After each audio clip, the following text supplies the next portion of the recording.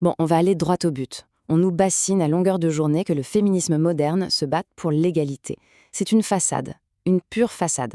Dès qu'on gratte un peu et qu'on lit les textes officiels, les rapports de l'État, on découvre un projet qui n'a absolument rien à voir avec l'égalité. Alors, la question se pose forcément, est-ce que le but c'est vraiment l'égalité? La réponse qu'on vous sert partout, c'est un grand oui plein de bons sentiments.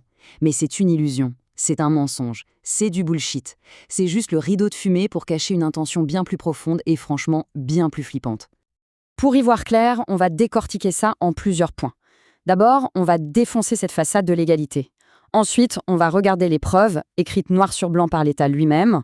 Puis, on verra comment la masculinité est la seule cible, comment tout ça mène à un projet de déconstruction totale, et à la fin, on rendra le verdict. Allez, première partie, la fameuse façade de l'égalité. C'est le discours public, celui qu'on nous sert à toutes les sauces. Mais la réalité, celle qui est planquée dans les documents officiels, raconte une toute autre histoire. Et c'est là que tout le château de cartes s'effondre. Et voilà le point essentiel, le truc à bien comprendre. L'objectif, ce n'est plus l'égalité des droits. Ça, c'est déjà une réalité juridique, faut toucher l'herbe un peu. Non, la vraie cible, l'ennemi à abattre, c'est la masculinité traditionnelle elle-même. On passe aux preuves.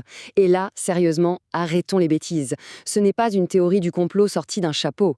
C'est de l'ingénierie sociale, documentée, assumée, écrite noir sur blanc dans les propres rapports des institutions.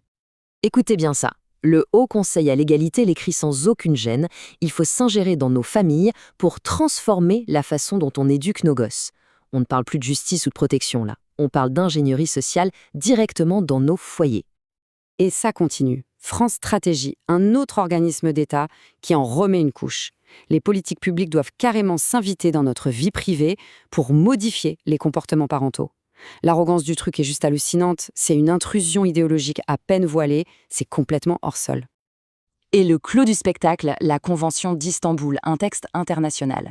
Il ordonne de transformer les normes sociales et culturelles dans les relations interpersonnelles. Et ça veut dire quoi? Relations interpersonnelles. Ça veut dire le couple, la famille, l'intimité. Bordel, c'est un plan pour reprogrammer toute notre vie privée. Troisième partie. Maintenant, on voit bien où ça nous mène. Toute cette intervention de l'État dans nos vies, elle a une cible bien précise, la masculinité. Présentée comme une pathologie, une sorte de maladie qu'il faudrait éradiquer. Et pour y arriver, tout un vocabulaire est mis en place. Des termes comme masculinité toxique ou normes viriles dangereuses. Ces mots ne sont pas innocents. Ils sont conçus pour associer systématiquement la masculinité à un problème, à un danger. C'est une stratégie de langage purement manipulatrice pour faire passer la moitié de l'humanité pour des malades. Ce qui prouve que c'est de la pure manipulation, c'est la symétrie totale du projet. On entend parler H24 de masculinité toxique. Mais est-ce que vous avez déjà entendu parler de féminité toxique dans ces rapports? Jamais. Il n'y a aucune déconstruction symétrique. La seule identité présentée comme un problème, c'est le masculin. C'est un deux poids deux mesures complètement hors sol, le genre de logique tordue qu'une féministe frustrée a dû pondre dans son coin. Alors, comment ça marche ce projet? C'est simple en fait, c'est une déconstruction qui suit une logique très claire, la logique d'une reprogrammation culturelle à grande échelle. Le mécanisme est simple et redoutable. Étape 1, on pathologise. On décrète que la masculinité est la cause de tous les maux.